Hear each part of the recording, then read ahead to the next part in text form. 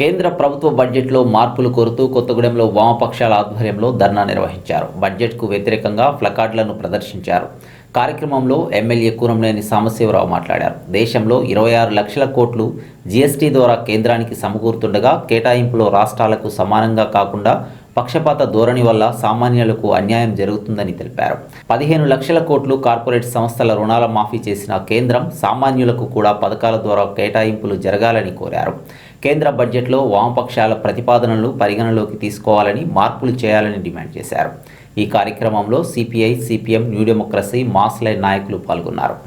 Subsidy కానీ పేదవాళ్ళకి ఇచ్చే ఇది కానీ అంటే వాళ్ళకి ఇచ్చే తప్పు పట్టట్లేదు, వాళ్ళకి ఇచ్చేది తప్పు పట్టట్లేదు, పేదవాళ్ళకి ఏదైనా ఇస్తే దాన్ని తప్పు పడుతున్నారు.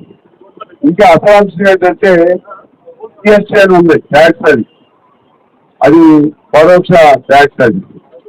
ఆ పరోక్ష ట్యాక్సే వాళ్ళకి ఆదాయం. ఇవాళ దేశంలో 26 లక్షల కోట్లు జిఎస్టీ అమలు డబ్బులు వసూలు అవుతుంది.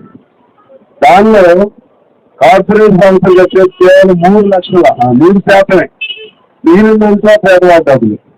ఈ పేదవాడి డబ్బులు వాడికి ఇస్తున్నారు, వాడికి పంచుతున్నారు. ఆ విధంగా సంపద మొత్తం కొద్దిమంది చేతుల్లోనే పురుగు పడుతుంది. ఇవాళ మన ఈ బడ్జెట్ లో కూడా దాన్ని ప్రతిబంధించే విధంగా కొన్ని రాష్ట్రాలని దృష్టిలో పెట్టుకుని ఆ రాష్ట్రాల్లో వాళ్ళకి ఉపయోగపడే విధంగా రానున్న ఎన్నికల్లో ఆ రాష్ట్రాల వరకు ఇచ్చారు. బీహార్ లాంటి రాష్ట్రాలకి ఎన్నికలు అయిపోయినంత వరకు వెళ్ళలేదు.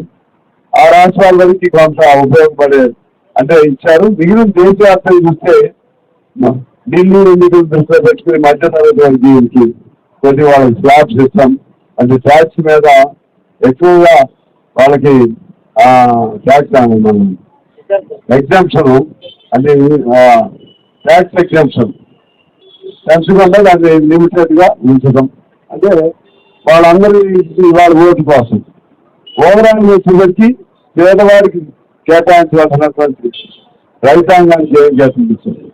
రైతాంగానికి చట్టాలు ఏం చెప్తే చాలా లోటు అయింది. ఆ 3 చట్టాలు అప్పుడు రద్దు చేస్తా ఉన్నారు, సమార్పులు కోరాడు. మళ్ళీ ఆ 3 చట్టాలు ఇప్పుడు అమలు అవుతున్నాయి.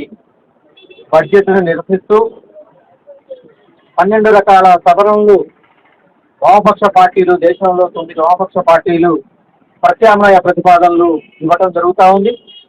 ఈ ప్రతిపాదనలన్నింటినీ కేంద్ర బడ్జెట్లో చేర్చి ఆమోదానికి పెట్టవలసిందిగా, లేని పక్షంలో ప్రజల తరఫున పెద్ద ఎత్తున ప్రజా పోరాటాలు, ఉద్యమాలు జరుగుతాయని కేంద్ర బీజేపీ ప్రభుత్వాన్ని హెచ్చరిక చేస్తూ ఈరోజు రాష్ట్ర వ్యాప్తంగా, దేశవ్యాప్తంగా ఈ యొక్క నిరసన కార్యక్రమాలు జరుగుతూ ఉన్నాయి.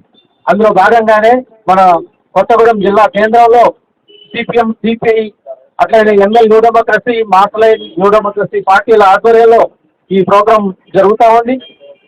12 రకాల ప్రత్యామ్నాయ ప్రతిపాదనలు ఏవైతే ఉన్నాయో ఇవన్నీ కూడా పేదలకి, మధ్యతరగతి ప్రజానీకానికి, కార్మికులకు, కర్షకులకు కావలసినటువంటి ప్రత్యామ్నాయ విధానాలు.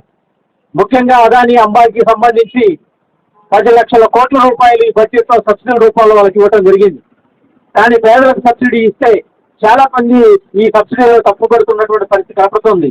పేదలకు కొనుగోలు శక్తి పెరిగితే, అట్లానే రైతాంగానికి పంటకి గిట్టుబాటు ధర ఇస్తే, కార్మికుడికి కనీస వేతనం అమలు జరిపితే ఇటువంటి గుంటమ కోరికలు, సంక్షేమ పథకాలు కావాల్సిన అవసరం ఉండదు. కానీ కార్పొరేట్ శక్తులకు ఊడిగం చేసే పద్ధతిలో ఈ బడ్జెట్ పెట్టడం అనేది ఇది ప్రజాస్వామ్యానికి విరుద్ధం, భారత రాజ్యాంగ ప్రక్రియకు విరుద్ధం.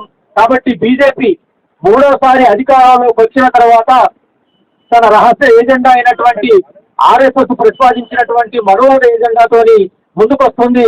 అందులో భాగంగానే పోరాడే శక్తుల పట్ల కర్కశంగా నిర్బంధాన్ని ప్రయోగించాలని చెప్పి చూస్తా ఉంది.